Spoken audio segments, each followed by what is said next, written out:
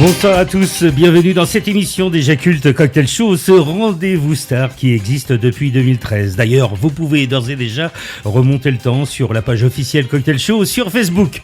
Quel bonheur de vous retrouver aujourd'hui, jeudi 1er octobre 2020, sur cette nouvelle radio, pour moi, celle de Dynamique Radio. Merci à toute l'équipe très accueillante, avec à sa tête Frédéric et bien entendu toutes les animatrices et animateurs que vous retrouverez en direct tout au long de la semaine. Aux manettes, ce soir, c'est Jessie. Bonsoir Jessie. Et bonsoir.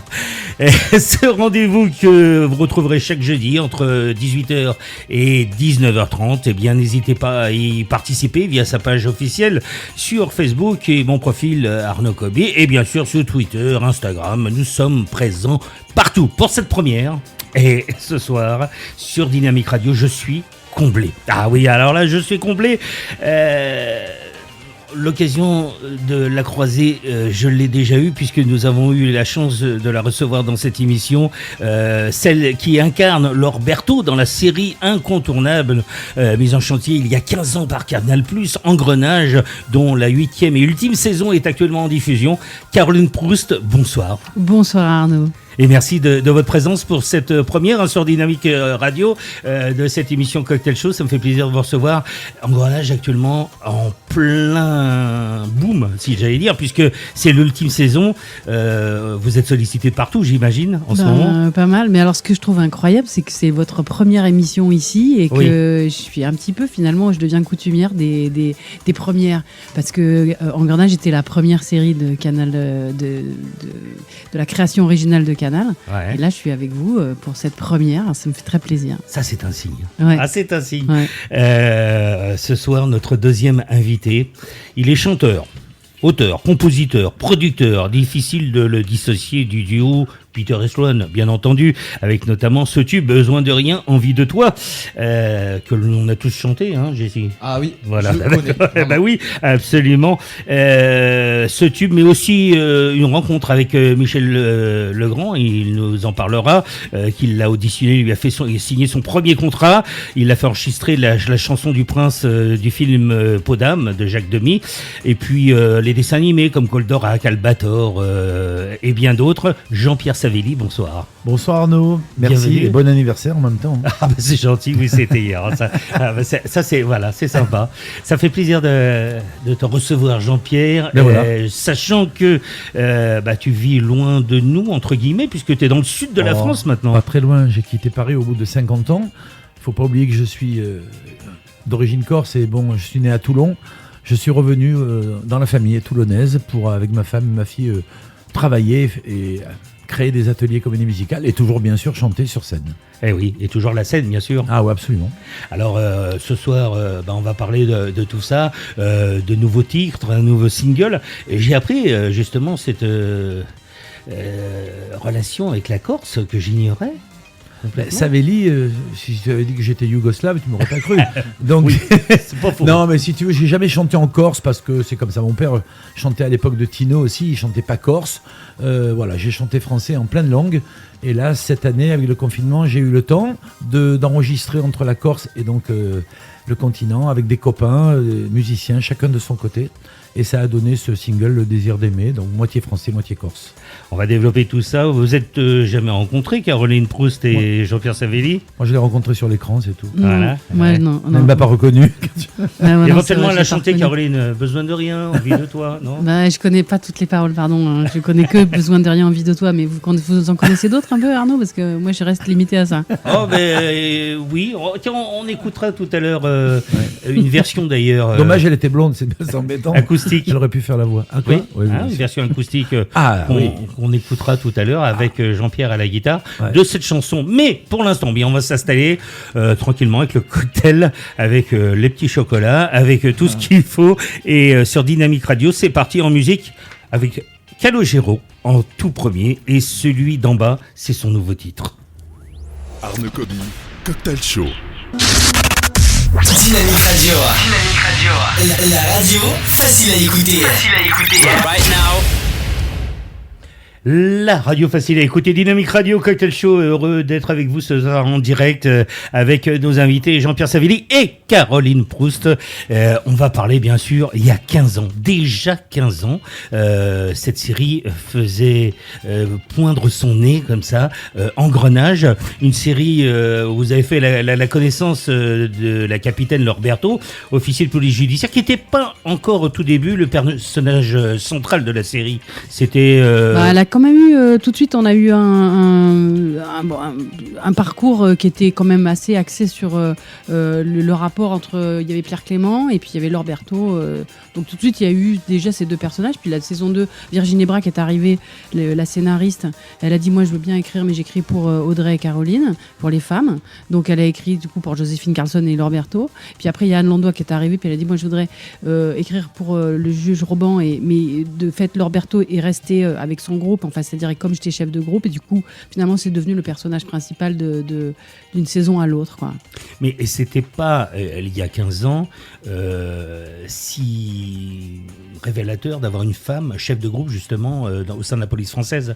Vous l'avez un peu poussé, si j'ose dire, dans les mentalités, parce qu'il y en avait quelques-unes, mais pas énormément. Il y en avait, j'ai rencontré moi une chef de groupe, et d'ailleurs beaucoup de ses collègues m'ont dit, mais elle ressemble beaucoup, enfin on l'appelle Berthaud maintenant, voilà, mais c'est vraiment même style de personnage en fait. Mais je l'ai rencontré après avoir interprété Berthaud en fait, enfin après avoir lancé le personnage, et voilà, ouais, c'est devenu, enfin c'était, moi je suis très fière d'être une héroïne de premier plan dans une série qui a perduré aussi longtemps, et donc ça veut dire que le public a toujours été présent et continue de se développer, parce que ce qui est impressionnant, c'est que les gens continuent de découvrir et d'adorer. Donc ils sont filés toutes les saisons, alors ce qui peut rebuter certains en se disant, non mais attends, 8 saisons c'est juste une folie. Je dis, regardez-en une, et puis vous verrez bien si vous avez envie de continuer, et on n'est pas obligé de commencer par la première d'ailleurs. Oui, c'est vrai qu'on peut suivre. Bon, il y a un déroulé, mais c'est vrai que quand vous avez démarré cette série, pour vous plonger dans la peau de Lorberto, vous avez pris conseil, vous nous l'avez dit, auprès de Jean. Ça a été facile. Comment vous avez travaillé ce personnage ? En fait, quand on nous a proposé ça, moi j'avais déjà fait une policière avec Alain Corneau. Oui. Et donc j'avais déjà une petite idée de ce que c'était que la police, parce que j'avais travaillé avec des policiers, j'avais fait des planques, j'avais vu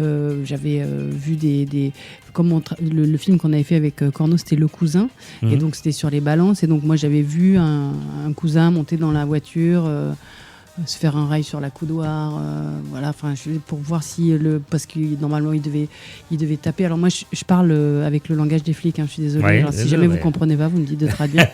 Mais si je deviens un petit peu flic, mais il devait taper un dealer en fait, et pour voir s'il était chargé, il voulait envoyer le cousin pour voilà, c'est comme ça qu'il il arrive comme si c'était un acheteur, voilà, et puis après il revient, mais il dit ouais c'est bon, le mec il est chargé, et donc là les flics ils peuvent taper évidemment le mec, parce qu'ils savent qu'il y a tout ce qu'il faut, et qu'ils vont pas ressortir bredouille, parce qu'il faut faire des flagrants délits évidemment pour pouvoir arrêter les gens.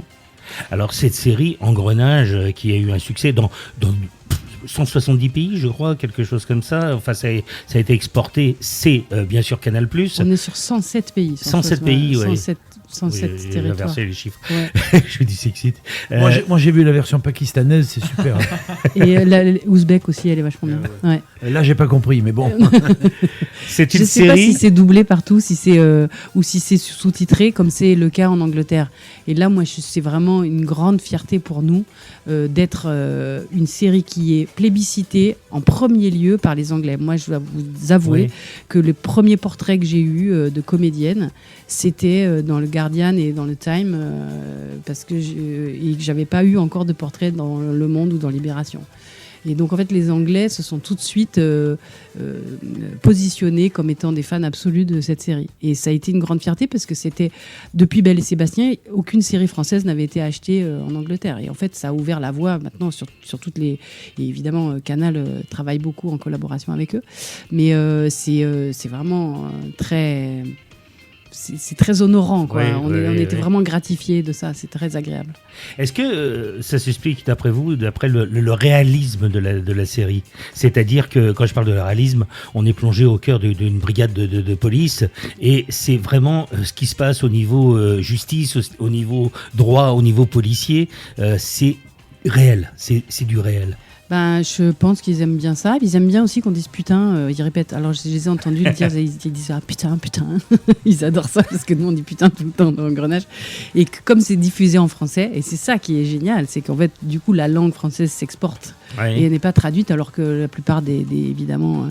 Il y a du doublage, quoi. Bon, moi, je suis très version originale. Hein. Je suis tout à fait. Je déteste. J'aime beaucoup entendre les voix des acteurs.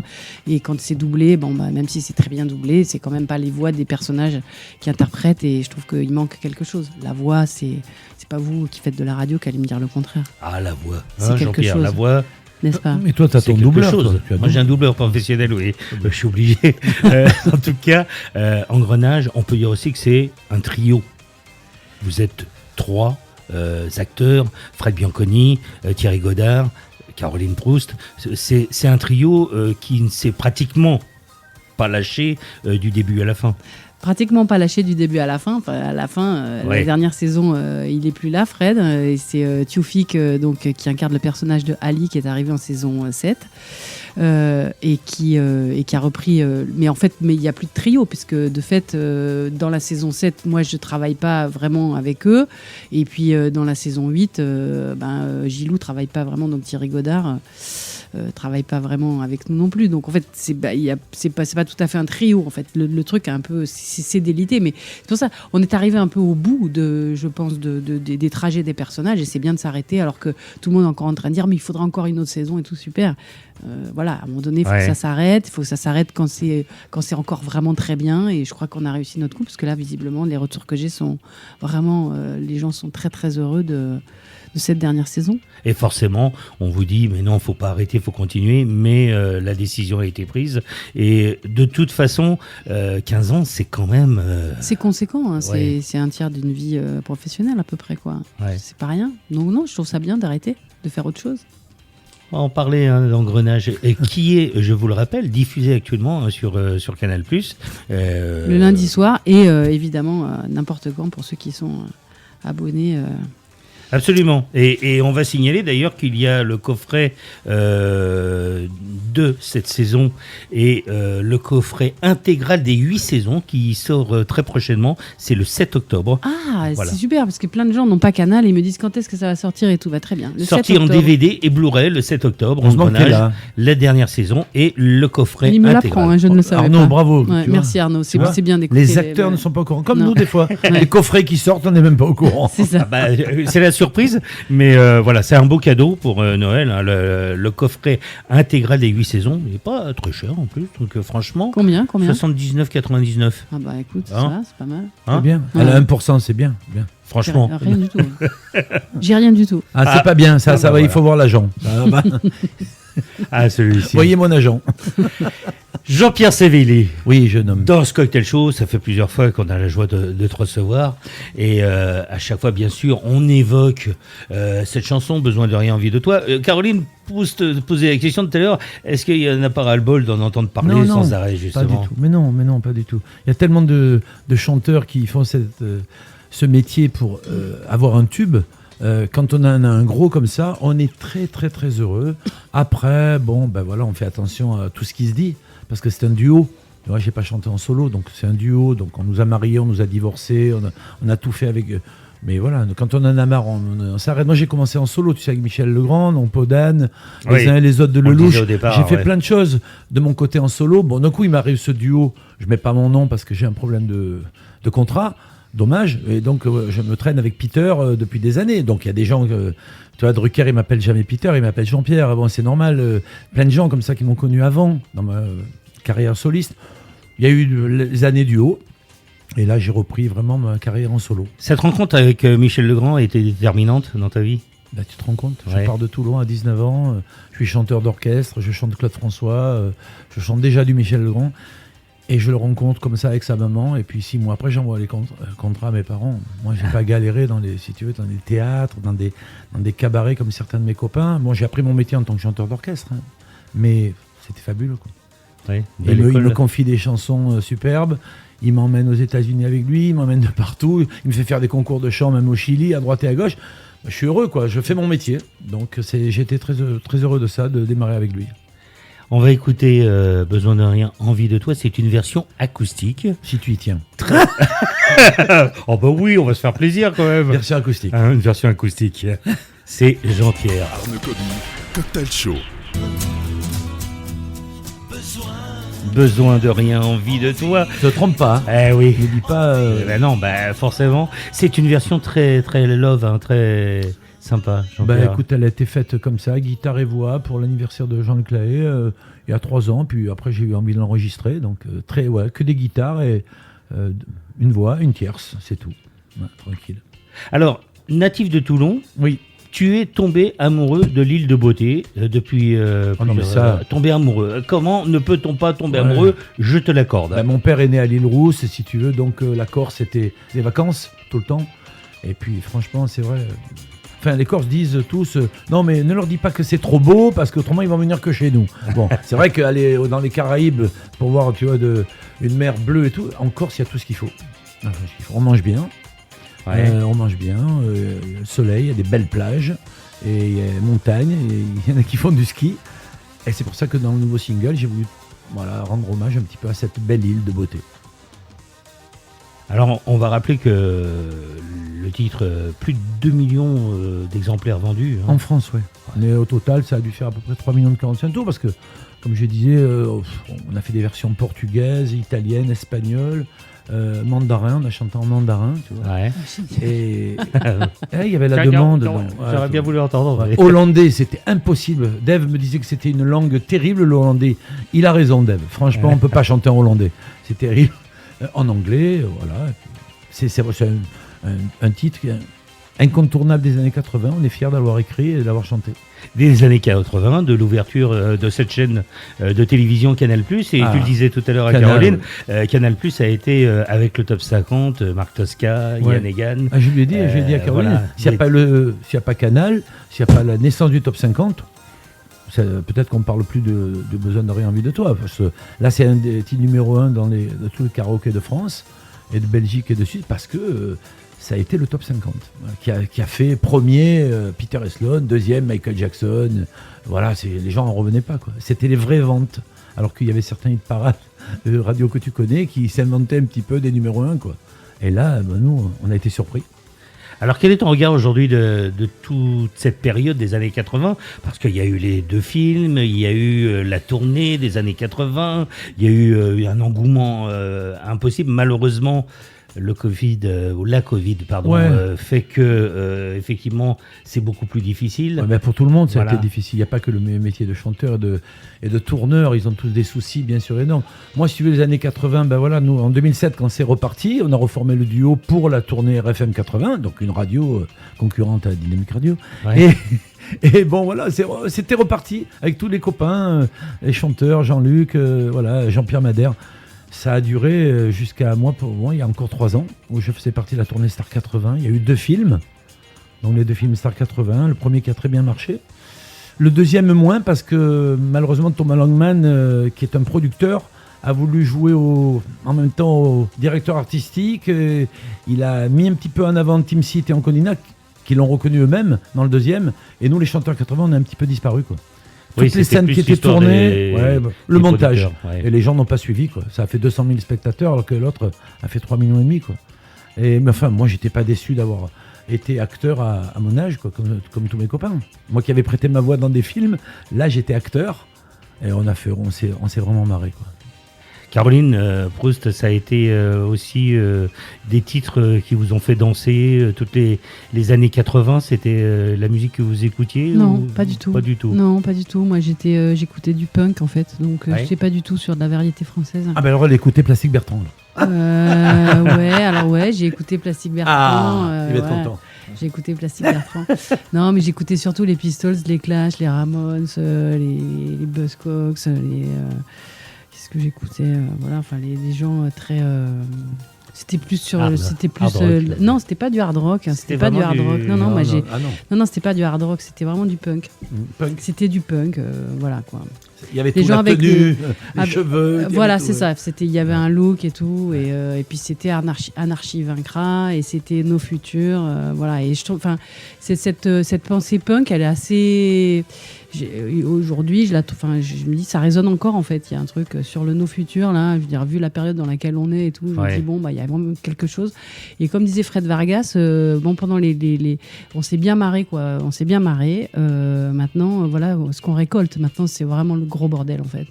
Et je trouve que toute cette période-là, qui était vraiment, moi, j'ai un souvenir de mon enfance et tout. Je veux dire, toute cette génération, on se souvient tous d'avoir vécu un moment où on était très insouciants. Tout était et toute la variété raconte ça. Je veux dire, ils tapent sur des bambous, c'est tout ça. Moi, mes parents, ils écoutaient ça. Je me souviens, il y avait des fiestas chez moi, et puis il y avait toutes ces chansons qui étaient là, et ça dansait là-dessus, et c'était très très insouciant en fait. C'était vraiment une période où il y avait de la pédophilie, et ça paraissait tout à fait normal. Enfin, je veux dire, et aujourd'hui, tout nous explose à la gueule, et on se dit, mais mon Dieu, mais qu'est-ce qui s'est passé pendant ce temps où c'était cette insouciance et ce temps qui était absolument incroyable On régresse un petit peu. Comment ça, on régresse dans le sens où, par exemple, vous parliez de nudité, on peut plus voir la nudité ou très très peu. Non, moi je parlais de pédophilie, je parlais pas de nudité. La pédophilie, c'est-à-dire que moi je me souviens d'avoir vu des adultes de 40 ans qui ramenaient des petites de 14 ans, et c'était admis quoi. Enfin, je veux dire, il y avait pas de. Et aujourd'hui, bon bah on a #MeToo et on a tous les trucs qui sortent, et voilà. Je vais pas rappeler tout ce qui se passe, on est au courant, mais je veux dire et donc c'était une époque qui était très différente de celle dans laquelle nous sommes aujourd'hui, où la conscience des dégâts causés par les attitudes des adultes et sur la planète et sur les humains, qui aujourd'hui ont toute autre résonance. C'est ça que moi je vois, c'est-à-dire qu'évidemment aujourd'hui on est dans une prise de conscience qui est très différente, parce que de fait on a des événements qui nous sidèrent. Et que cette sidération, il faut que ça ouvre à une réflexion de d'où on vient, qu'est-ce qui s'est passé, tout ça. Mais je trouve ça, c'est très intéressant sociologiquement, je trouve ça génial. Alors bon, c'est un petit peu, peut-être pas la dynamique radio qu'il faut parler de ça. Mais si, on parle de tout. Hein, on est complètement ouvert, mais non, c'est vrai, ce que je voudrais savoir, c'est comment, vous êtes comédienne, alors c'est vrai que bon, là, Engrenage est diffusé, vous avez pas, mais vous êtes sur scène, vous allez remonter sur scène, vivre toute cette période compliquée de Covid, de virus, et est-ce que c'est compliqué pour une comédienne aussi ? Mais c'est compliqué pour tout le monde. C'est compliqué pour les gens qui travaillent dans les hôpitaux. C'est compliqué pour tout le monde. Je veux dire, la dame qui est en bas, qui m'accueille avec son masque toute la journée. Enfin, je veux dire, c'est compliqué pour tout le monde. Et pour le monde de la culture, c'est, je pense, une vraie catastrophe. Voilà. C'est-à-dire que on est muselé, de fait, physiquement, on l'est.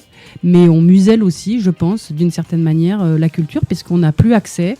On peut plus jouer, enfin les salles se ferment, on refuse qu'il y ait des réunions de plus de 50 personnes. Enfin, je veux dire, donc ça devient vraiment, pour moi, je trouve ça très très inquiétant ce qui se passe, très inquiétant. Et ce soir, on va en apprendre encore d'autres. Et ce soir, on va en apprendre encore d'autres. Et, on en apprend tous les jours. Hein. Oui. Écoute-moi, dans le sud, dans le sud nos 4 ateliers comédie musicale ont ouvert, les 4. Ouais. Et là, à partir de la semaine prochaine, on va peut-être les fermer à Toulon. Ah. Voilà. Donc c'est super. C'est-à-dire qu'on a 170 élèves, tu vois. Et nous, voilà, comme tout le monde, nous, nos tournées cet été. Moi, cet été, je monte une tournée qui s'appelle Nos années 80. On est 10 sur scène. Tu vois, rien que la technique, son, éclairage nous coûte 4 500 €. Écran géant de 12 mètres, 3 dates sur 17. Ah, voilà. Ouais. Et donc tout le monde est touché. Mais je pense qu'il y a des maires, dans le Var en tout cas, qui sont frileux. D'autres qui n'ont pas peur. Et tout ça fait qu'ils sont merci d'un préfet et d'un sous-préfet qui a changé 2 fois là, en 6 mois, et ils ont peur, et donc là le gouvernement, ils ne savent plus quoi faire. Moi, il y a quelque chose qui se passe, par exemple, j'ai lu un post d'une infirmière qui disait que le fait que les bistrots ferment à 22h, c'est aussi pour éviter qu'il y ait des gens qui soient complètement cuits et qui se vautrent sur la route et qui encombrent les urgences, parce qu'on sait que les accidentés de la route font partie des encombrements des urgences, et que ça fait que, comme comme en ce moment, c'est quand même occupé par des gens qui peuvent arriver, qui sont atteints par le virus de la Covid. Et c'est la raison pour laquelle on ferme. C'est pas parce que, c'est-à-dire, on dit oui, c'est vrai que ça peut paraître un petit peu paradoxal de se dire, on a le droit d'aller jusqu'à 22h et après 22h, c'est terminé. Il y a un sens, en fait. Mais je trouve que ça communique pas super bien. On n'est pas extrêmement informé sur pourquoi, comment les choses sont choisies et sont annoncées et pourquoi est-ce qu'on doit suivre tel ou tel voilà. Et du coup, on est dans un moment où on n'arrête pas de se dire mais c'est quand même paradoxal. Et c'est vrai qu'on a vécu des moments très paradoxaux et que c'est déroutant et que cette déroute génère beaucoup d'angoisse et que c'est pas très bon, je pense, pour la liberté d'expression, pour les artistes. Mais si tu ne suis pas, tu as vu, 90 €, 135 €, voilà. Ils rigolent pas, ils arrivent à Marseille, ils ont tout fermé à Marseille et ça va fermer de partout. Les gens ont peur, les restaurateurs ils montent au créneau en disant mais attendez, 22h on ferme et pourquoi pas 23h? Eh oui, mais voilà, et je pense que tu as raison d'avoir dit ce truc-là qui a été très peu soulevé, c'est-à-dire que les gens ont peur qu'il y ait trop de blessés sur la route et tout, et qui arrivent aux urgences, alors que les urgences, actuellement, elles sont dépassées par autre chose, par le Covid. Voilà. Ce qui m'inquiète, moi, c'est surtout que le gouvernement communique beaucoup sur le retour du virus et que des gens soient atteints, c'est comme la grippe, on peut être atteint, qu'il y en ait beaucoup, effectivement. Ce qui est important, c'est le nombre de gens qui sont hospitalisés dans un état grave, et ça, par contre, ça diminue. Et donc, on peut pas dire que le virus est vraiment si violent que ça, et pourtant, la communication est faite de façon à inquiéter un petit peu les gens. Alors bon, il y a quand même des questions en effet qui se posent parce qu'il y a des protocoles, on en a entendu parler, qui fonctionnent visiblement. On est tous informés quand même. Je veux dire, si on écoute un petit peu ce qui se passe et qu'on réfléchit un tant soit peu, on se rend bien compte qu'il y a des gens qui ont envie de pouvoir vendre leurs produits et que les gens qui sont en train de choisir et d'imposer un certain nombre de règles pour nous empêcher de fonctionner sont soumis à c'est ce qu'on appelle le Big Pharma. Enfin, je veux dire, on est quand même là-dedans. Et moi, j'ai tendance à penser, bon, ça c'est mon opinion, alors on est vachement dans Dynamique Radio. J'ai tendance à penser que quand même on va vouloir nous vendre certainement des produits. Voilà, ça arrive, voilà, bien sûr. Bon, voilà. Alors, vous savez, Pasteur disait une chose, le virus n'est rien, le terrain est tout. Donc si on a un bon terrain, c'est-à-dire que si on est bien nourri, donc si on a une agriculture qui n'est pas soumise à des pesticides qui vont à détruire tout ce qu'il y a de bon dans les fruits et dans les légumes, et que donc les êtres humains vont ingurgiter des produits qui sont mauvais et vont développer des maladies pour lesquelles on va donner des médicaments, etc. Si on avait un bon terrain, si on a une bonne nourriture, qu'on a une vie à peu près saine, voilà, et qu'on fait, on est en bon état, et donc quand un virus arrive, il vous agresse beaucoup moins que quand vous êtes en mauvais état. Ça, c'est un truc qui est du bon sens, en fait. Oui, mais tu as vu quand même que c'est le monde entier qui est attaqué. Donc ça veut dire que l'agroalimentaire à tout prix. Et ils nous vendent de n'importe quoi dans le monde entier. Voilà, oui. Dans le monde entier. Et on ne pourra pas arrêter ça, on ne pourra pas arrêter les usines de faire de la fumée. J'en vois chaque fois que je vais dans un pays, je me dis, mais on a attaqué la Chine. C'était intéressant ce qui s'est passé pendant le confinement. J'ai trouvé ça très intéressant qu'il y ait cet arrêt total qui se soit fait et qu'on ait vu les dauphins revenir à Venise, qu'on ait vu les animaux revenir et tout ça. C'est-à-dire que la nature reprend ses droits d'une façon absolument miraculeuse. On se dit, mais c'est pas possible que ça soit si rapide. Oui, mais enfin, les sangliers dans la rue, quand même, c'est embêtant. Non, mais c'est embêtant, les sangliers dans la rue. Quand on est enfermé, ils sont pas. Mais on a entendu les oiseaux comme on n'avait plus entendu. Il s'est passé des choses absolument incroyables. Et ça veut dire que si on il faut arrêter. C'est-à-dire qu'il faut changer il faut changer de façon de faire.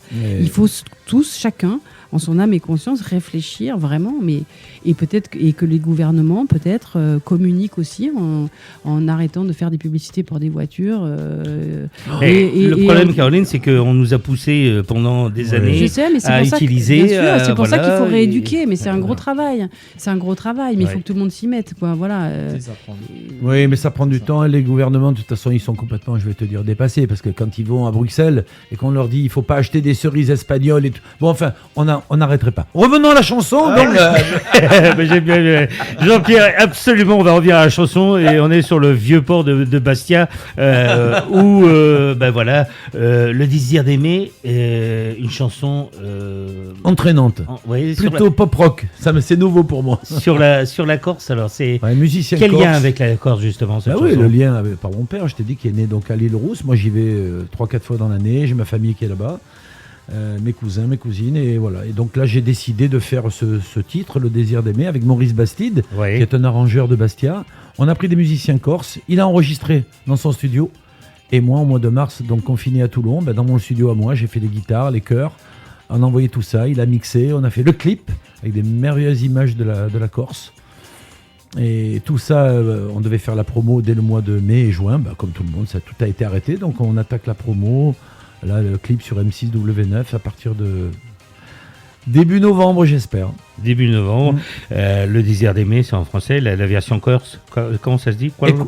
Et qualcosa per te. Et quelque chose pour toi. Eh ben voilà. Ça, c'est l'italien, c'est pareil. Eh oui. Ah là là. Je préfère que ce soit toi qui l'aies dit, parce que. Là, c'est le même. Non, mais c'est exactement la même. Les mêmes mots. On est d'accord. Plein de mots. Après, l'accent est pas le même. Oui, ça dépend qui le dit, tu vois. Mais moi, je l'ai chanté à la manière. Je te dis, avec un papa corse et une maman italienne, je suis au milieu. Mais quand mes copains me disent, non, ça n'a rien à voir, le corse et l'italien. Ben oui, peut-être. Ah non, mais ça n'a rien à voir dans l'accent. Oui. Mais là, la langue, les mots sont les mêmes. Là, pour cela, il y a plein de mots qui sont exactement pareils. N'oublie pas que pareils. la Corse avant était italienne. Ouais, je sais. Tu étais toujours commissaire à cette époque-là? Non, j'étais pas. C'était capitaine. Capitaine. Et on écoute le désir d'aimer, Jean-Pierre Savelli, sur Dynamique Radio dans le Cocktail Show ce soir, en direct. Cocktail Show. Dynamique Radio. Dynamique. La radio Hits and Dance. Hit and Dance, la radio dans le vent avec Jean-Pierre Savelli ce soir, le désir d'aimer, et puis Caroline Proust. Qui c'est qui a fait le jingle? Parce que l'accent anglais, on dit que j'ai un mauvais accent, mais la Hit and Dance, c'est qui ça? Hit and Dance, c'est... C'est qui? C'est Jamel? C'est Jamel, d'accord. Je ne saurais pas vous dire, c'est Jessie. Non, ce n'est pas moi. Moi, j'aurais plus un accent du coup du sud, il paraît. Voilà. Toujours dans le Cocktail Show, nous sommes ensemble en direct avec Caroline Proust, avec Jean-Pierre Savelli. Caroline qui n'a toujours pas de cocktail, Arnaud. Oui, je sais. Le cocktail. Donc sachez que quand vous venez dans cette émission, vous avez des ours en guillemot magnifiques, mais il n'y a pas de cocktail. Attention, des petits ours au chocolat noir, excellent. Mais on va organiser ça pour la prochaine fois. Ouais. Absolument. Yes. Un petit cocktail pour la frais. 9e Pina saison. colada, mojito. Morito, voilà, un petit morito. La 8e saison, Engrenage, l'ultime saison. Est-ce que vous pouvez nous présenter à quelques mots cette dernière enquête?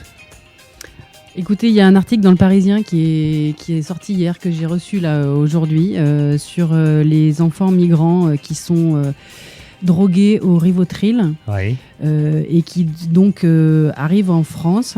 Et donc en fait, ils sont déjà drogués quand ils sont dans leur pays, et donc ils font des trajets de migrants, c'est-à-dire cachés dans des camions, qui sont dans des bateaux, etc. Ils arrivent avec des périples qui sont plus ou moins heureux, ceux qui y arrivent, parce qu'il y en a qui meurent évidemment dans la mer Méditerranée. Et quand ils arrivent ici, ils pensent qu'ils sont dans un Eldorado. Et là, ils tombent entre les mains de gens qui sont des gens sans scrupules et très malveillants, et qui vont les exploiter en échange évidemment de ce qui est nécessaire pour eux, à savoir du Rivotril. Donc ça va devenir des voleurs. Et donc là, il y a eu un gros article hier il y en a eu 6000 depuis le début de l'année, 6300 d'arrêtés, des mineurs isolés, comme on les appelle, ou des mijeurs, parce qu'ils prétendent qu'ils sont mineurs, mais en fait ils sont majeurs. Et donc c'est l'enquête sur laquelle on est, plus Gilou qui est en prison, et donc on essaye il se passe des choses aussi avec ça. On ne va pas tout révéler, mais voilà. Oui, c'est hyper réaliste, une actualité dans l'actualité. On est dans l'actualité, Voilà. puisque là, je vous dis, il y a un gros article dans le Parisien d'hier sur ce sujet-là, et qui est exactement le sujet sur lequel Marine Francoux, la scénariste, a travaillé, Oui. après avoir vu une photo dans Libération, je crois, ou peut-être c'était dans le Parisien aussi, où elle a vu des pieds dépassés dans une séchante de lavomatique.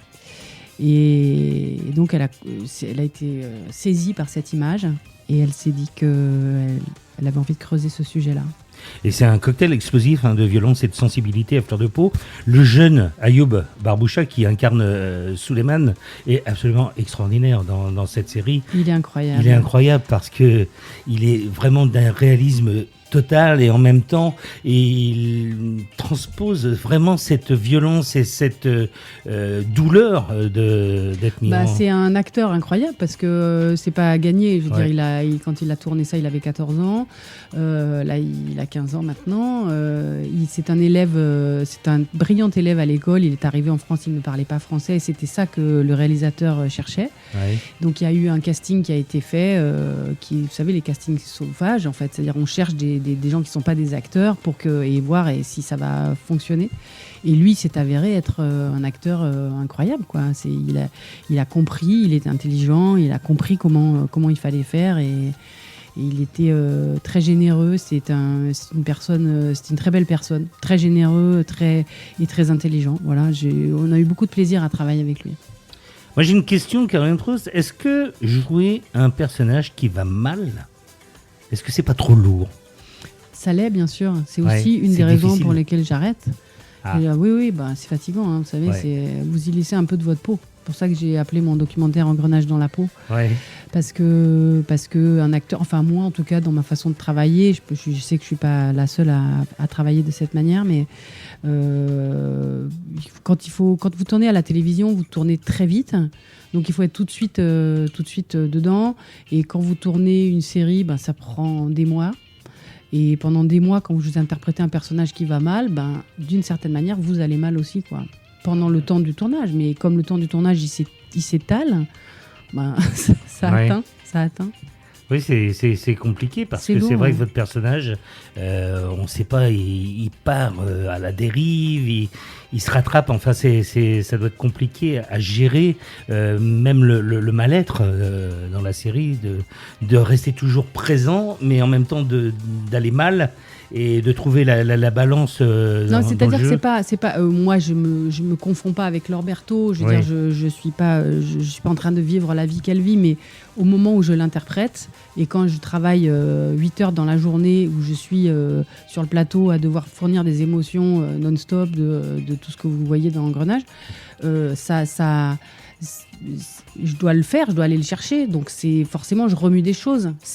Donc oui, c'est pas léger quand vous jouez un personnage qui va tout le temps mal. Le principe des acteurs, c'est que normalement, ils passent d'un personnage à un autre, et les personnages on essaye d'alterner. Voilà. Quand on joue pendant 15 ans un personnage qui va pas super bien, puisque c'est un peu le principe de Laure Berthaud, c'est vrai que c'est bien, je suis contente d'arrêter. Alors, dans la... Même si je l'aime beaucoup, j'ai beaucoup de tendresse pour Laure Berthaud, évidemment. Justement, quel est votre rapport avec Laure Berthaud? Comment... Est-ce que, bon, bien sûr, vous différenciez, mais c'est quelque part, c'est un petit peu vous. Bien sûr, forcément, mais au bout de 15 ans. Je pense que tous les personnages qu'un acteur interprète, c'est un peu soi. C'est un peu de soi. Je sais pas, quand vous voyez Louis de Funès qui joue tous ses rôles, il joue des rôles très différents, et pourtant on voit tout le temps Louis de Funès, on voit c'est quelque chose de lui.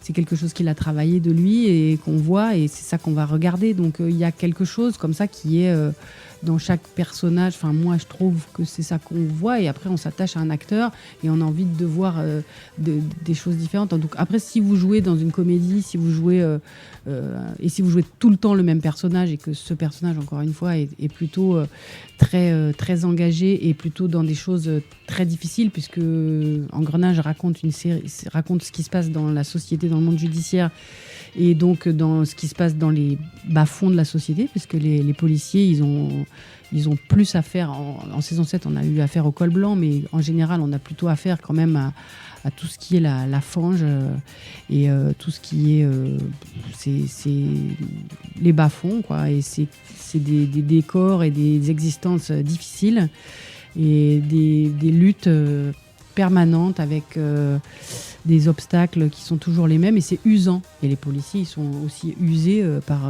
par tout ça. Et donc, quand on interprète ce personnage-là, oui, ça laisse des marques.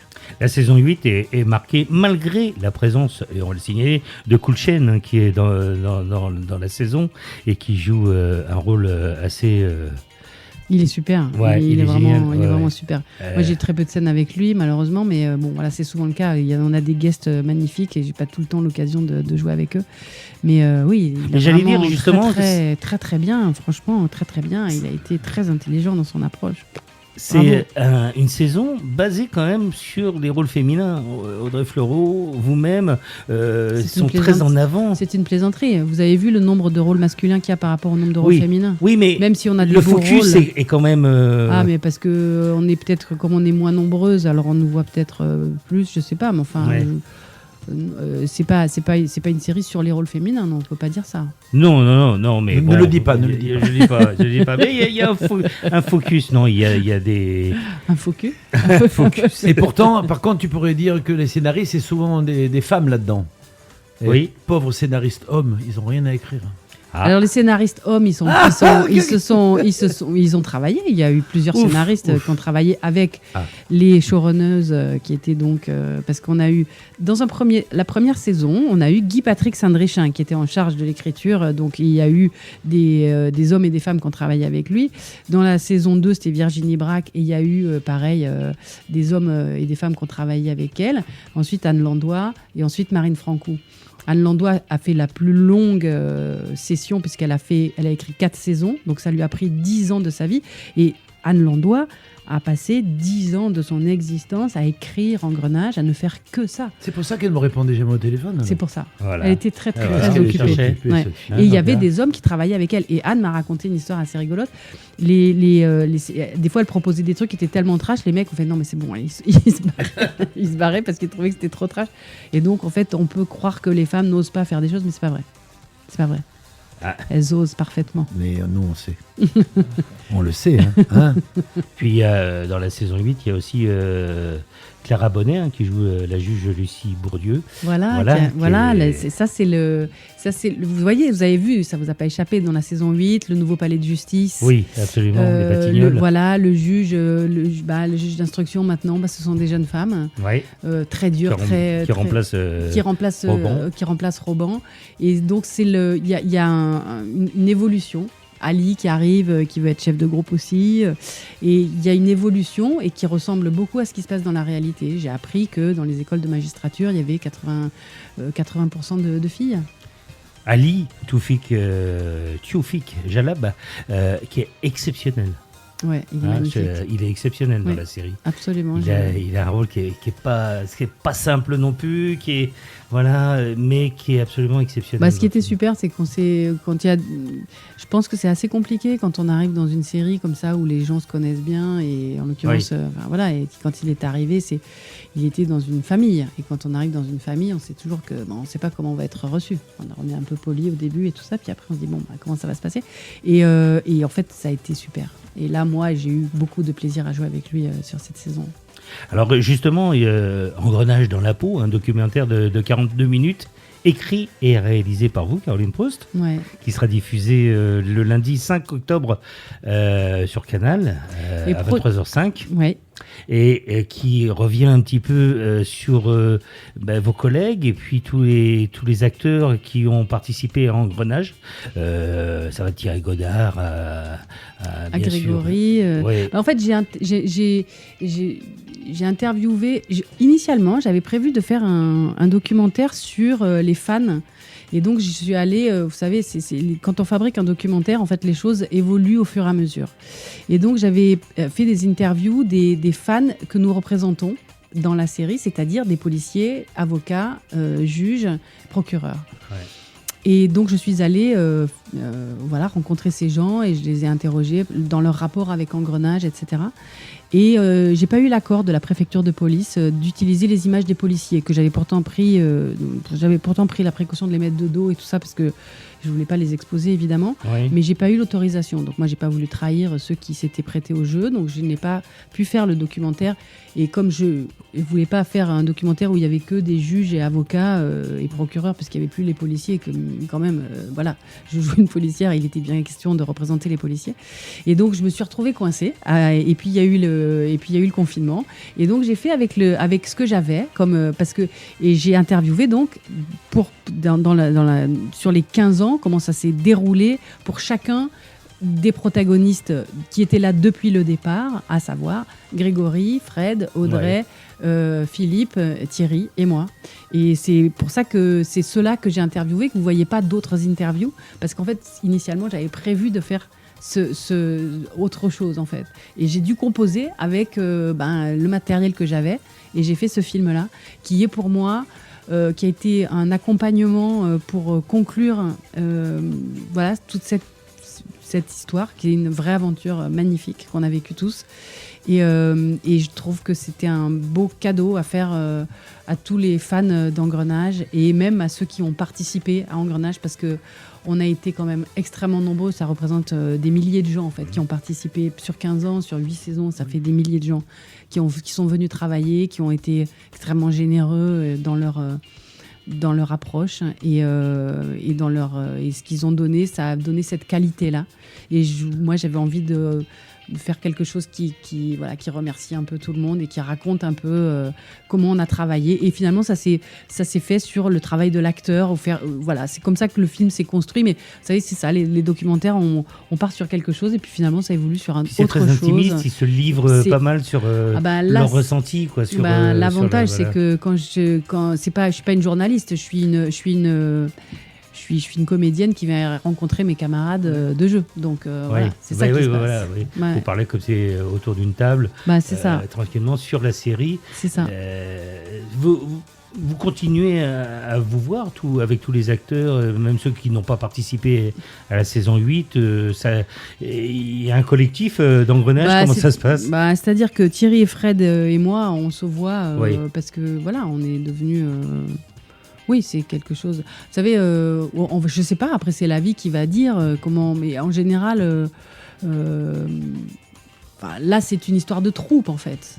C'est vraiment une troupe de théâtre. Oui. C'est une troupe de série. C'est une troupe de série. Donc ça, on a du plaisir et quand on se retrouve, on se connaît quoi. C'est une famille.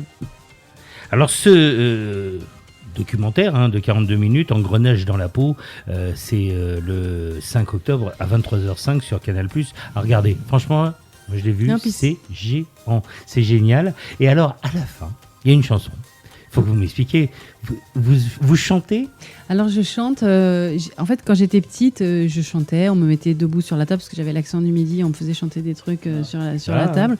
Et mon père voulait que je sois chanteuse, il m'a toujours dit qu'il voulait que je sois chanteuse. Et quand il venait me voir au théâtre, il me disait mais quand est-ce que tu chantes? Et donc je disais sinon ça t'a plu le spectacle.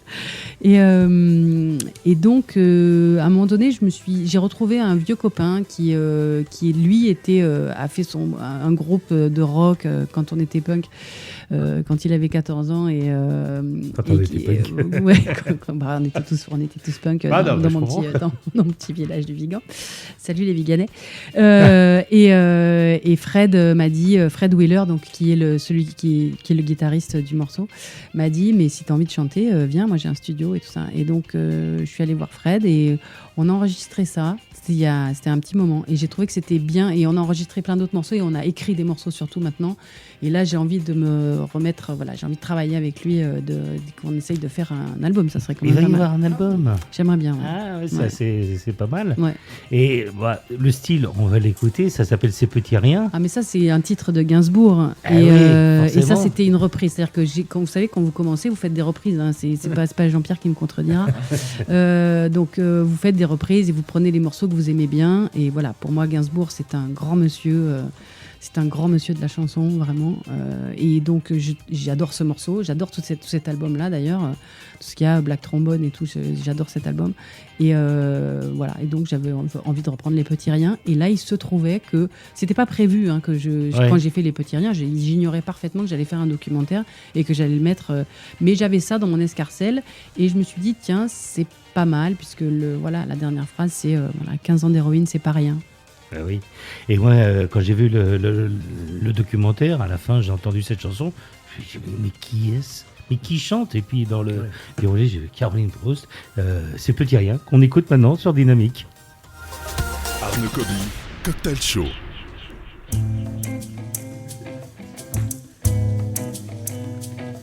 Mieux vaut ne penser à rien que ne pas penser du tout. Rien c'est déjà beaucoup. On se souvient de rien et puisqu'on oublie tout, rien c'est bien mieux que tout. Mieux vaut ne penser à rien que de penser à vous. Ça ne me vaut rien du tout. Mais comme si de rien n'était, je pense à tout. Ces petits riens qui me venaient de vous. Si c'était 3 fois rien entre nous, évidemment ça ne fait pas beaucoup. Ce sont ces petits riens que j'ai mis bout à bout. Ces petits riens qui me venaient de vous.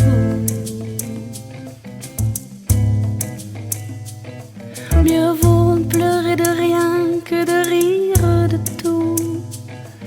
Pleurer pour un rien, c'est déjà beaucoup. Mais vous n'avez rien dans le cœur et j'avoue, je vous envie, je vous en veux beaucoup. Ce sont ces petits riens qui me venaient de vous. Les voulez-vous, tenez, que voulez-vous? Moi, je ne veux pour rien au monde, plus rien de vous. Pour être à vous, faut être à moitié fou.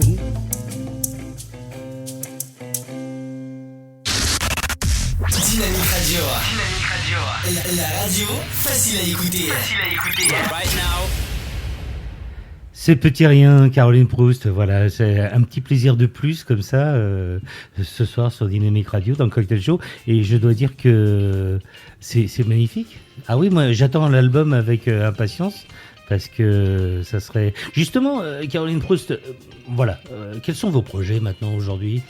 Alors, pour faire le documentaire, j'ai rencontré une productrice de documentaire qui s'appelle Edmé Mielo et qui a une boîte de production qui s'appelle Eléazar Productions. Et elle fait ça depuis 25 ans. Et en fait, je me suis associée avec elle. Et et j'ai envie donc, je me lance avec elle dans la production. Donc, moi, j'apprends. Là, c'est un nouveau métier qu'elle connaît dans le documentaire. Donc, on a fait ce film-là. Et j'ai envie de me lancer dans les séries, parce que c'est quand même ce que je connais de mieux. Donc là, on est en train d'essayer de développer un projet de série, dont je ne dirai rien pour l'instant. Ouais. Dans la police, toujours non ? Ou autre chose ? C'est autre chose. Ah. C'est autre chose, mais il y a quand même de la police, parce que c'est quand même, j'aime le côté thriller, hein, c'est ça qui me plaît. Comme spectatrice, j'aime les thrillers, donc j'ai envie de fabriquer ça en fait. Et puis là, je vais faire du théâtre, je continue ma vie de comédienne. Je viens de tourner avec José Dayan, que j'ai eu beaucoup de joie à rencontrer, beaucoup plus, cette dame. Oui. Et puis voilà, je continue. Voilà. L'Eden Cinéma, c'est très joli thème de voix. Oui, merci. C'est vrai. Ah, magnifique. À Gainsbourg, Aurélien. Ah oui, ça, je suis certain. Oui, tu sais que lui, il a dirigé surtout que des femmes. Hein. Il a rarement fait chanter des hommes. Mm. Et le titre est magnifique en plus. Ouais. Franchement, les harmonies. Gainsbourg est un monsieur qui vient du classique. Beaucoup de gens ne le savent pas. Oui. Et donc, dans ses harmonies, on retrouve beaucoup de choses à droite et à gauche qu'il a pris. Mais c'est un titre vraiment magnifique. La voix très, très douce, très perceptible. Ça m'a beaucoup plu. Ah, merci. Voilà, on peut le sortir, hein, vous pouvez y aller. Ouais, c'est super. Hein, vous pouvez y aller, c'est... Tout se voit. ça marche. Alors je disais l'Éden... L'Éden Cinéma, c'est un au texte Théâtre de la Ville. Marguerite Duras, Oui. qui est mis en scène par Christine Le Tailleur, que j'ai la joie de jouer avec mes camarades avec qui j'ai déjà joué, Annie Mercier et Alain Fromager, et un acteur japonais que je ne connaissais pas, qui s'appelle Hiroshi Ito. Et donc on est tous les 4 sur scène dans ce texte qu'on jouera du 2 au 19 décembre, si tout va bien. Ouais. Si on ne nous empêche pas de nous exprimer, au Théâtre de la Ville, absolument. Ça sera au Théâtre des Abbesses. Donc, en fait, la jauge, j'imagine, c'est comme dans tous les théâtres, c'est-à-dire qu'on diminue. Alors, vous venez en groupe, comme ça, vous avez le droit d'occuper tous les rangs.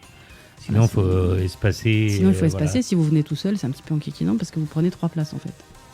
Mais c'est vrai que le théâtre, c'est quelque chose que vous aimez par-dessus tout aussi. Ah, moi, le théâtre, c'est la scène, en fait. La c'est scène. pour ça que, oui. Alors, la scène, c'est quelque chose de fantastique. C'est fabuleux, la scène. Et moi, j'ai très envie maintenant d'essayer la scène en chantant. Parce que je me dis, là, il y a quelque chose. Et puis, j'imagine, c'est parce que quand on est accompagné par des musiciens et tout ça, j'ai toujours fait du théâtre avec d'autres partenaires. J'ai jamais fait un seul en scène. Par exemple, ça, c'est quelque chose que je ne connais pas. Parce que pour moi, le théâtre, ça commence à 2. Parce que c'est une écoute, c'est un échange qui doit se faire. Alors après, quand on est tout seul, on fait un échange avec le public. Mais de toute façon, quand on est à 2 sur scène, on échange avec le public aussi. Et pour moi, ça, c'est... Le théâtre, c'est un endroit du vivant, du risque. Tous les jours, on ne sait pas ce qui va se passer. Et le public est là. Et aucun soir n'est le même. Et moi, Oui, j'adore ça. J'adore ça. Voilà. Je trouve ça... C'est une espèce de drogue, en fait. Jean-Pierre Savelli, je ne sais pas poser la question, est-ce que tu as vu Engrenage ? Non. Alors voilà, on en a trouvé un. Mais Moi, je savais qu'il n'avait pas vu Engrenage. Ah ouais ? Oui, parce que autrement. Ça se voit, en fait. Ça se voit tout de suite. Je lui aurais parlé autrement de ces scènes, si tu veux, Bah oui. Ah bah ça, chaude et tout. Il y a à dire, alors on va pas spoiler parce que Non, effectivement c'est en pleine diffusion. Juste comme ça, Caroline, vous êtes contente de la fin de cette saison 8 ? Je ne vais pas divulgacher. Ça a été de longues conversations pour savoir comment terminer cette saison, mais vraiment des longues conversations. On a pris en considération beaucoup de choses en s'interrogeant, et c'était vraiment des discussions avec tout le monde. Alors, ce qui était agréable là, c'est sur la fin, depuis la saison 5, en fait, les acteurs ont été un peu mis dans la boucle de la discussion sur les scénarios. Donc ça, c'était vraiment très agréable. Et en fait, sur cette toute dernière séquence, parce que il s'agissait de savoir de quelle manière on allait terminer. Et bien, c'est ça qu'il y a eu. Il y a eu beaucoup d'échanges qui ont été faits. Et finalement, je trouve que c'est bien. Mais c'était pas du tout ce que je désirais au départ. Oui. Voilà, je n'en dirai pas plus. On n'en dira pas plus. Tu seras obligé de regarder, Jean-Pierre. Non, mais c'est pas ça. Je vais te dire honnêtement, je ne suis pas série parce que quand je commence à voir une série au début, je veux bien. Mais quand je vois déjà que la série, on en parle de folie et que c'est déjà la 5 ou 6, je me dis non, je ne vais pas repartir du début. Là, elle a dit tout à l'heure dans la conversation, celle-là de série, on peut la prendre n'importe où. Donc voilà. Mais il y a tellement de choses. Je passe beaucoup de temps en studio. Et bien donc sûr. ça, c'est les séries, c'est long. C'est très chronophage. Il faut suivre à tout. Ouais. Franchement, tu vois, on parlait des séries de Netflix tout à l'heure. J'en regarde quelques-unes et tout. Au bout d'un moment, je me lasse. Non, mais c'est possible de regarder que la saison 8, par exemple. C'est tout à fait possible. C'est-à-dire qu'on a... Alors, il y a des choses... Mais je pense que c'est raconté. C'est-à-dire que la relation qu'il y a entre les personnages qui s'est construite au fur et à mesure des saisons, évidemment, et que les spectateurs qui ont suivi depuis le début voient une évolution. Et il y a une finesse, évidemment, de tout ça. Mais si on n'a pas cette connaissance-là, ça n'empêche pas de regarder la Alors, série. je regarderai la saison 8. Voilà. Bon, d'accord. Mais j'attends l'album. Jean-Pierre Savelli qui, pendant le confinement, il était un homme seul au foyer. Hein. Écoute, on a fait... tu sais, le maire de Toulon, quand il m'a vu arriver, il m'a dit « Ah, on revient au pays ». Il m'a dit « Tu es en retraite maintenant ?» J'ai dit « Monsieur le maire, pas du tout. Retraite, vous allez voir. Je monte un studio d'enregistrement, les ateliers comédie musicale. Ma femme, son école de Zumba. On n'arrête pas, quoi. » Ah, d'accord. Et depuis, on n'arrête pas. Et c'est vrai que là, j'ai fait 4 prods. dans ce duo avec mon copain Olivier Beretta. Voilà. Chacun a tourné de son côté, a chanté de son côté, on a mixé chacun de notre côté, c'était incroyable. Bon, c'est 2 hommes qui, leurs femmes sont parties, quoi, et on est là, on fait tout au foyer, quoi. Voilà. On s'est marré, quoi. En plus, Peter et Oliver, tu vois, un petit clin d'œil. Peter et Oliver, voilà. c'est mignon. Et mais tu faisais beaucoup de live direct sur Facebook également pendant toute cette période de confinement. On s'est dit, on s'était appelé avec Jean-Pierre Madère. Au début, il a commencé avec sa petite guitare. Et quand il a vu les miens avec la reverb, le studio, les musiciens, les choristes, il m'a dit, ah ouais, c'est bien comme ça. Bon, super. Et tous les samedis, on donnait rendez-vous pendant 2 heures. On chantait les chansons que l'on aimait. Des chansons que les gens me demandaient aussi, parce qu'il y avait plein de titres. Tu penses, on ne chante pas pendant 50 ans, avec plein de 45 tours, à l'époque des années 70. On nous disait, bah alors, quand c'est que tu fais un 45 tours 4 titres. Tu vois, maintenant on te dirait, on va plus envie d'enregistrer, mais à cette époque-là, chez Barclay, moi je faisais, je sais pas, 5-6 45 tours par an, quoi. Tu vois les titres, on rentre en studio tout le temps. Avec Michel Legrand, jamais moins de 25-30 musiciens.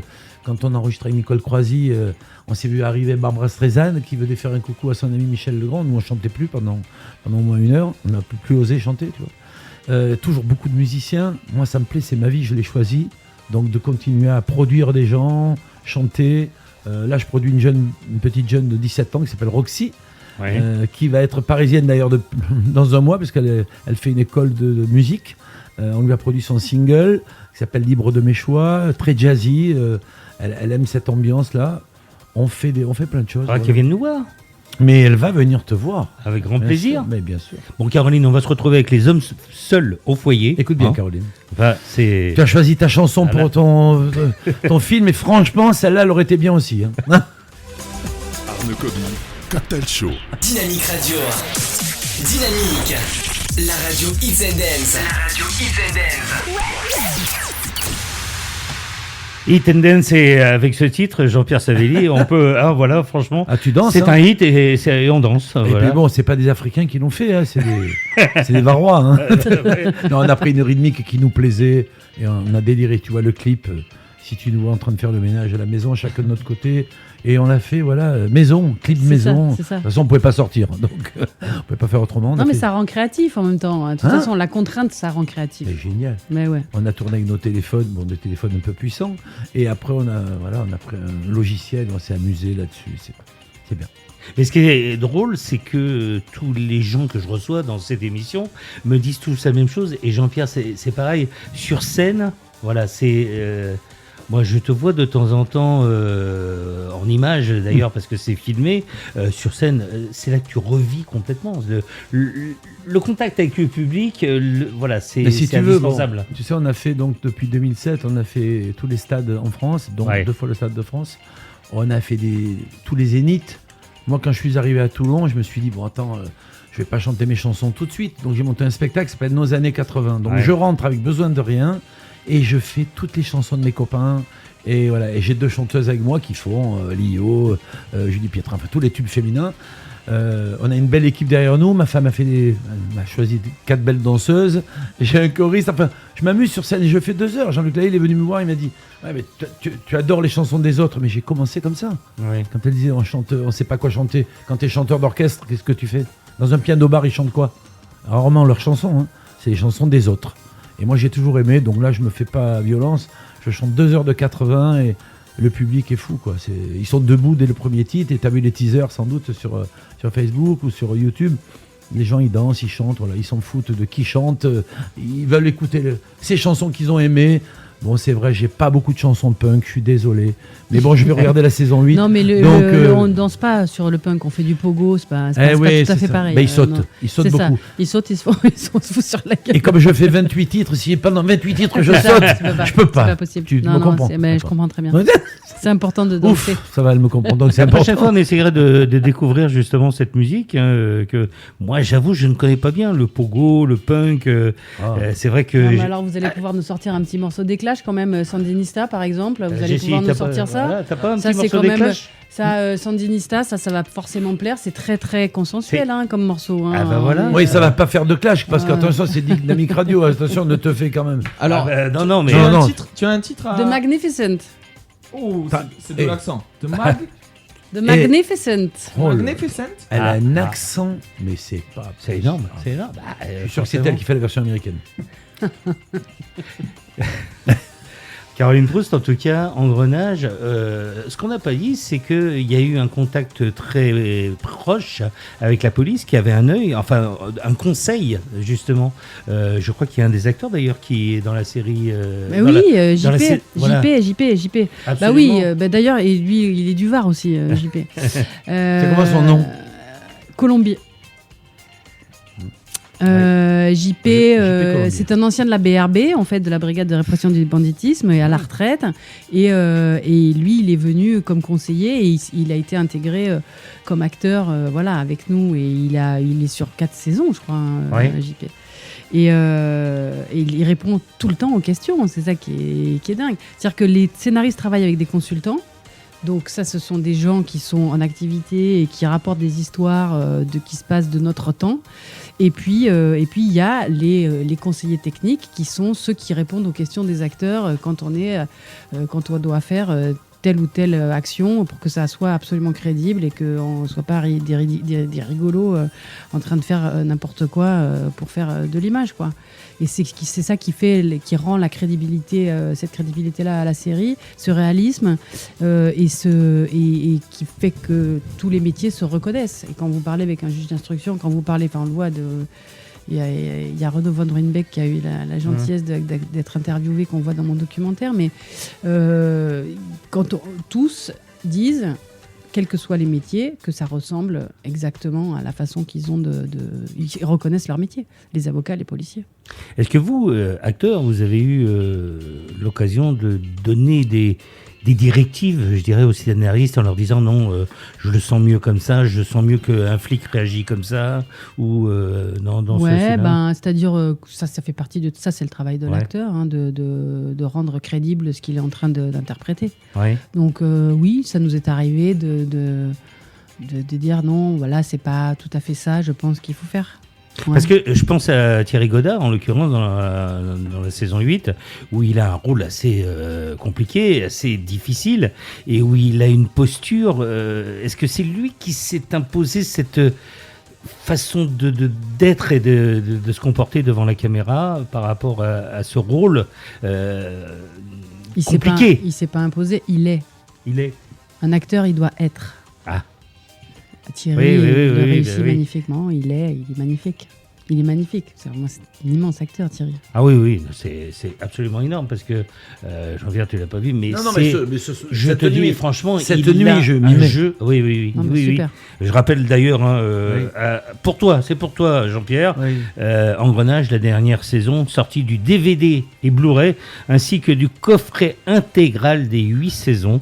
Ce sera le 7 octobre prochain, 2020. Voilà, vous pourrez l'acheter partout. Comme depuis 84, je suis abonné à Canal, je pense qu'ils vont me l'envoyer quand même. C'est vrai? Non. Oui, ça, mais je vais le réclamer. Oui, non. Mais il faut que je le voie d'abord, parce que autrement ils vont me dire. Alors qu'est-ce que vous en pensez? Tu vois? T'as trouvé, Jessie? Alors je pense The Clash, The Magnificent Seven. Alors moi j'ai pas l'accent English. Oh yes, no you don't have. Yes, I know. Alors Jessie qui était là, on a trouvé ça spécialement pour Caroline Proust. Ouais. Donc c'est bien cette chanson, hein. Allez, vas-y. Ouais, écoute, on sait pas. Vas-y. On est parti. On est parti. Allez. Arne Kobi, Cocktail Show. Ah oui, on connaît bien sûr. Évidemment. C'est évident, les Bah Clash, oui. voilà. Attends. Bon, ça c'est pas l'époque complètement punk que j'écoutais quand j'étais ado. Hein. C'est un tout petit peu après. Ça, c'est arrivé un tout petit peu après. Et ça, c'est très dansant, évidemment. Oui, bah oui. Oui, bien Et sûr. puis c'est un tube, un hit, Jean-Pierre. Eh bien, c'est ainsi que va s'achever cette première émission sur Oh, Dynamique Radio. non, c'est pas une version longue qu'on fait là. Non. Malheureusement, mais j'étais alors un petit peu stressé, je vous l'avoue, hein, maintenant. On l'a même pas vu. Même pas vu. On l'a même pas vu. C'est gentil. Même pas vu. Mais j'étais ravi de te recevoir, Jean-Pierre, bien Merci sûr. Arnaud, à bientôt. D'être venu de Toulon jusqu'à Paris, jusqu'à chez nous, Ouais, ici. écoute, ça m'a fait plaisir. Hein, et puis, voilà, Longue route on au suit. cocktail show, hein, Voilà. et avec des cocktails. la Avec des prochaine fois. cocktails Il va falloir, de fruits pour moi. Comme et c'est puis- la première, on vous pardonne, mais là, il La faut prochaine des- fois, oui. Il y aura- Des cocktails, des virgin cocktails, hein, ça veut pas dire cocktail avec alcool. Mais hein, exactement. des cocktails avec des amandes. Enfin, Mais des moi trucs. je dis de fruits parce que Virgin. Oui, oui, oui. Merci Caroline Proust. Merci Arnaud. Vraiment ravi. Ça fait la 3e fois qu'on se voit. Je renverse le micro, c'est pour vous dire dans quel état il est le pauvre Il se garçon. croit sur scène, chaque fois il fait déposer des trucs de micro, tu sais. Je fais des gestes, je parle, je sais pas, c'est les cordes, c'est pas avec les mains. Je sais aussi, pas, mais non. tu as failli lui casser dedans. Donc En tout cas, merci d'être venu. Voilà cette série Engrenage, la saison 8 actuellement diffusée sur Canal.